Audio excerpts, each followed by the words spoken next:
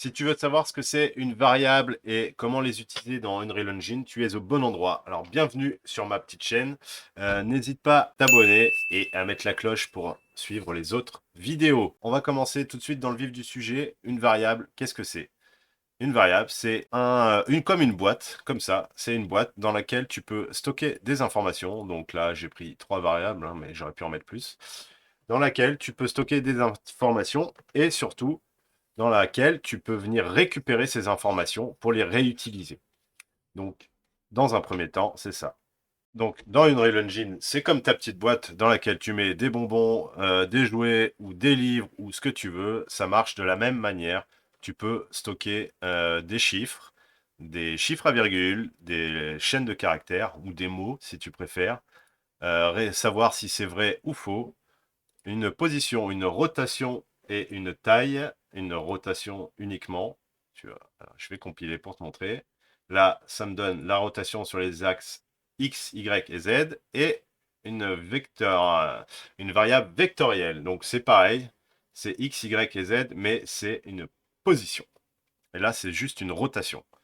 Savoir, faut pas mélanger la rotation X, Y, Z et la position vectorielle X, Y, Z. Et le transform, c'est les trois plus, enfin c'est ces deux-là, plus sa taille. On va parler des variables booléennes. Pour la vidéo, j'ai créé un blueprint de type actor, donc j'ai fait un clic droit pour blueprint class et j'ai fait un actor. Là, je ne vais pas le faire vu que je l'ai déjà créé. Je double-clique dessus et ça m'ouvre cette fenêtre dans laquelle j'ai créé toutes les variables que tu as vues avant. Donc, pour l'exemple, je vais reprendre simplement une box collision. Donc, tu vas voir, on voit rien. C'est juste ça. Tu vois, c'est juste une petite boîte. D'accord?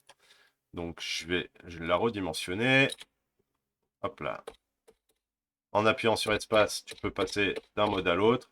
Si tu appuies sur E, R et je ne sais plus quel est l'autre raccourci. Donc là, on va la faire un petit peu plus grande, comme ceci. Et on va la rendre visible, hidden. Hidden in game. Voilà, c'est ça. Je veux pas que ce soit hidden. C'est-à-dire que ce que je veux, c'est quand je vais le poser, je le vois. Tu vois, comme ça. Lorsque je vais appuyer sur play, on va pouvoir voir cette boîte. D'accord? Donc cette boîte, elle va nous servir à quoi? Alors, pour la variable booléenne, ce que je veux, c'est que lorsque le joueur passe à l'intérieur, donc component begin overlap, qu'est-ce que je veux? Je veux juste un texte. Tu vas voir. Donc, je vais vérifier que c'est bien le joueur qui passe dans la boîte. Bon, en l'occurrence, sur cette scène, il n'y aura personne d'autre. C'est pas bien compliqué. On va récupérer notre variable booléenne, elle est où? Ah, je l'ai supprimée. Ah non, elle est tout là-haut. Mon joueur, lorsque le joueur rentre dans la boîte, ce petit carré, on veut vérifier que c'est bien le joueur. Alors ça, ce serait, je le mets par défaut, mais c'est valable essentiellement s'il y a plusieurs autres acteurs. Maintenant, s'il y a un ennemi qui rentre à l'intérieur, tu veux pas forcément que ça trigger la box. Ok. La condition, le booléen qu'on a fait avant, ça va renvoyer vrai ou faux. Donc par défaut, c'est sur faux. Maintenant, moi, ce que je veux, c'est vérifier que la condition est vraie lorsque le joueur rentre dedans. Donc, pour vérifier que le joueur entre dedans, je fais ça et j'appuie sur B pour avoir un branch. Si la condition est vraie, l'exécution continue, elle va sur true, sinon elle va sur false. C'est ce qu'il y a écrit. Alors, je relis les deux pins. Si mon joueur se trouve dedans et que la condition qui est là est vraie, qu'est-ce qui va se passer? J'ai eu un bug là, 30 secondes. Waouh! On va imprimer print string, je suis dans la boîte. Essayons. J'appuie sur play, j'avance et je rentre. Donc ça a bien écrit, je suis dans la boîte. Donc ça veut dire quoi? Ça veut dire que ma condition, elle est vraie à ce moment-là. D'accord? Si maintenant, je fais la même chose, mais à la sortie de la boîte, Donc là, j'ai tout sélectionné avec la souris, comme ça, et j'ai fait CTRL-D pour dupliquer. Je relis épine. La condition est vraie, donc c'est toujours pareil. Le joueur est sorti de la boîte, donc c'est le joueur, c'est vrai. Je mets c'est vrai, ok. Je suis en dehors de la boîte. On compile, on sauvegarde et on appuie sur play. Donc comme tu vas voir, dans le coin à gauche, il y a écrit « Je suis dans la boîte ». Je sors de la boîte, je suis en dehors de la boîte. Donc ces deux conditions sont vraies parce que bah, justement la première est vraie aussi. Donc c'est vrai qu'il est dans la boîte et c'est vrai également qu'il est sorti de la boîte. On pourrait faire la même chose avec une lumière allumée par exemple. Je vais te montrer un petit exemple de la lumière allumée. Donc là-dedans, je vais mettre light. On va mettre point light. Ok. On va mettre... ouais. Normalement, ça devrait bien péter les yeux.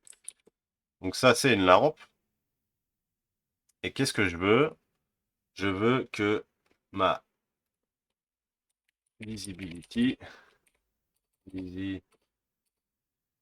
visible, rendering, ok. Je veux que par défaut, elle ne soit pas visible. Mais ce que je veux, c'est que cette lumière, elle soit visible lorsque je rentre dans la boîte. Donc, je mets vrai, je coche, et là, je vais faire la même chose pour la lampe, et je veux que ça s'éteigne. Alors, j'espère qu'on va pouvoir voir. Hop, et on décoche.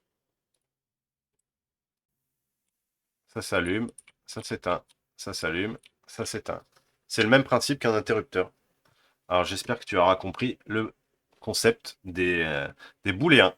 Pour la variable integer, qu'est-ce que c'est un integer? C'est un chiffre sans virgule. 1, 2, 3, 4, 5, 6, 7, 8, 9, 10, etc. Un float, c'est un chiffre, mais à virgule. Donc ça, c'est un chiffre décimal. Et là, c'est un chiffre à virgule. Donc comment on peut matérialiser ça en jeu? Donc en jeu, un integer, on pourrait l'utiliser par exemple pour une collecte d'objets. On en veut 10, pas 9,5. Donc maintenant, dans mon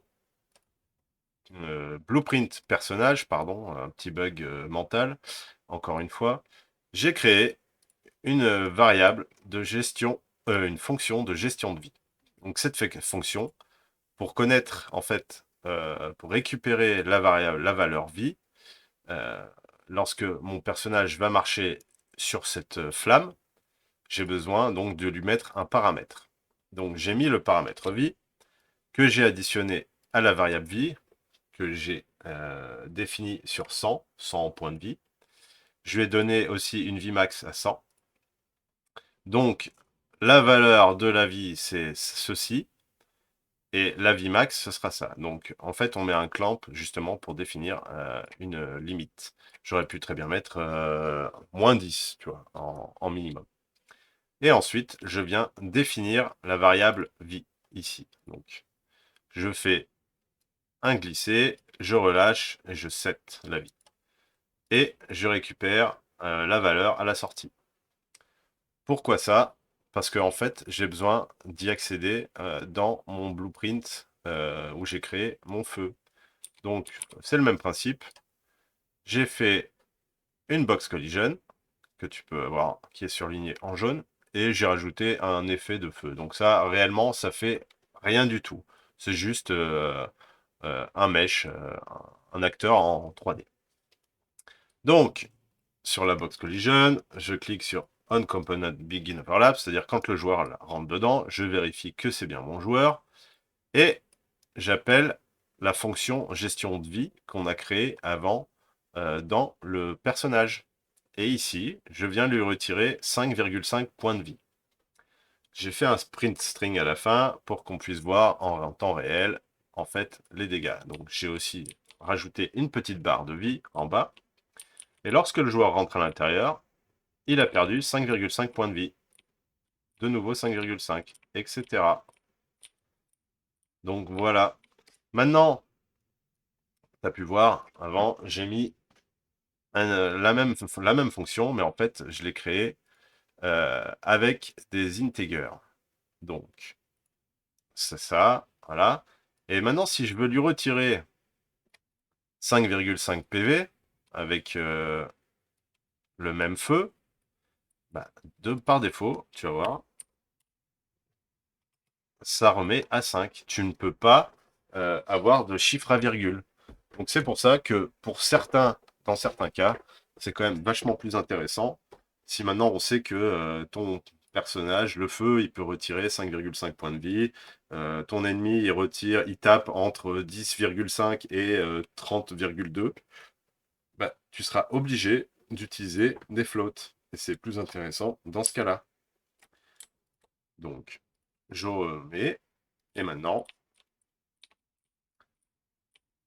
donc j'imagine que tu as bien compris qu'un integer, c'était un chiffre décimal sans virgule, et un float, c'est un chiffre qui est à virgule. Je pourrais très bien retirer 1,5, etc. Voilà, pour les integers et les floats. Pour la variable string, pardon. Donc, un string, c'est quoi? C'est une chaîne de caractères. Je sélectionne, je suis un PNJ. Par exemple, ça, c'est une chaîne de caractères, un string. Tu pourrais également mettre juste un nom. Et là, donc, ce serait juste un nom. Et un texte. Donc ça, c'est par exemple si tu veux faire apparaître du texte à l'écran. Ça peut être intéressant d'utiliser ceci. Ensuite, au niveau du transform. Alors, qu'est-ce que c'est le transform? Je reprends ce que je disais tout à l'heure, c'est l'allocation. Donc l'allocation, c'est la position, sa rotation dans l'univers et sa taille. Donc, si maintenant je rajoute un cube, comme ceci, on a les trois mêmes choses ici. Donc là, si je le change, tu vois, ça modifie ça. Donc, pareil, là, la position. Mais là, c'est la position uniquement euh, au niveau du blueprint. Maintenant, ce qui peut être intéressant, c'est de vouloir le déplacer dans le monde. Donc, ici, je l'ai sélectionné. Et comme tu peux voir, ici, on a la localisation, sa rotation. Donc, on peut s'en servir, en fait, si on a besoin qu'un acteur soit placé à un endroit avec une rotation définie qu'on a besoin également. Et la localisation, c'est exactement pareil. On peut avoir besoin de connaître sa localisation en temps réel, par exemple. Donc ça, c'est assez intéressant. Donc, je ne vais pas forcément te faire un exemple sur ça, mais maintenant,